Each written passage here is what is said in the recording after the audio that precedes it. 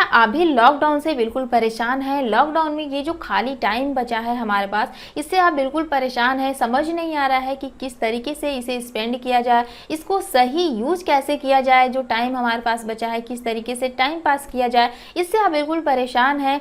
आप जानते हैं कि जितने भी एग्ज़ाम्स हैं, चाहे वो कोई भी बोर्ड का एग्ज़ाम हो, 10th हो, ग्रेजुएशन हो, इंटर हो या फिर किसी कंपटीशन एग्ज़ाम की अभी अगर हम बात करें, तो सारे के सारे एग्ज़ाम जो है बिल्कुल डिस्टर्ब हो गए हैं, कोई कैंसिल हो गया है, कोई पोस्टपोन हो गया है, तो बहुत सारी वैकेंसीज आ ही नहीं रही हैं। तो ऐसे में आपने अपनी स्टडी बिल्कुल स्टॉप कर दी है। आप ये सोच रहे हो कि हमें अब नहीं पढ़ना है, पढ़ के क्या होगा, एंजॉय करते हैं। तो फ्रेंड्स, कितना एंजॉय करोगे? जो टाइम आपके पास बचा है ये आप कैसे स्पेंड करोगे, ये भी तो नहीं समझ में आ रहा है। केवल एक ही काम बचा है हमारे पास, वो क्या है? खाना सोना, खाना सोना, क्योंकि घर से बाहर भी नहीं जाना है कि हम कहीं घूम फिर आएँ। तो ऐसे में ये जो टाइम है आपके पास, इसे आप कैसे यूज़ करें, किस तरीके से इसे सही डायरेक्शन दें, किस वे में इसे ले जाएं। तो hello everyone, this is Anuradha और आज के इस वीडियो में इसी टॉपिक पे हम बात करेंगे कि आपके पास ये जो खाली टाइम है इसे आप किस तरीके से अपने यूज़ में ले पाएंगे। तो फ्रेंड्स, लॉकडाउन में ये जो आपके पास खाली टाइम बचा है इसे स्पेंड करने का, इसे एक सही वे देने का हमारे पास यहाँ पर कुछ पॉइंट्स है जिसे हम लोग देखते हैं। तो सबसे पहला जो पॉइंट है इसे स्पेंड करने का वो है स्टडी कंटिन्यू।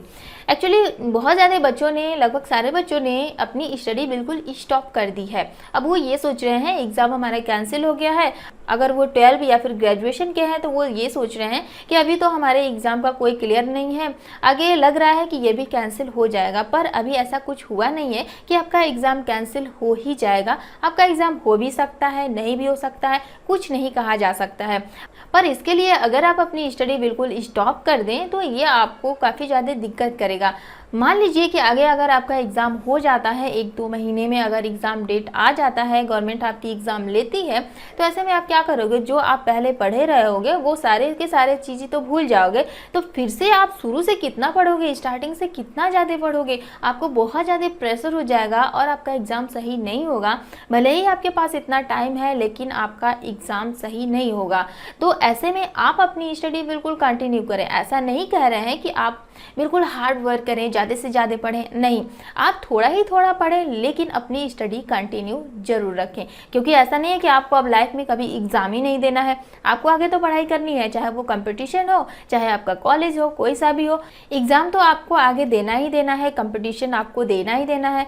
तो स्टडी अगर आप स्टॉप कर देते हो तो ये आपके लिए अच्छा नहीं होगा। तो फर्स्ट पॉइंट यही है कि आप अपनी स्टडी कंटिन्यू रखो, थोड़ा ही थोड़ा पढ़ो पर पढ़ो। नेक्स्ट पॉइंट है कि स्पेशल स्किल्स। आप इस लॉकडाउन में कोई एक अलग से स्पेशल स्किल्स अपना तैयार कर सकते हो। लाइक अगर आप कोई कंप्यूटर कोर्स करना चाहते हो तो कंप्यूटर कोर्स कर सकते हो, या फिर इंग्लिश स्पीकिंग कोर्स करना चाहते हो तो ये कर सकते हो, या फिर आप जो है जनरल नॉलेज जो है तैयार कर सकते हो, जो कि आपके किसी भी कंपटीशन एग्ज़ाम में बहुत ज़्यादा हेल्प करेगा। या फिर जैसे मान लीजिए कि आपका फोटोग्राफी में ज़्यादा इंटरेस्ट है तो आप फोटोग्राफी में जा सकते हो, या फिर अगर आप पोएम लिखना जानते हो तो खाली टाइम आपके पास बहुत ज़्यादा है, टाइम बैठ जाइए कॉपी पेन लेकर के, जो भी माइंड में आता है आप अपना माइंड लगा दीजिए।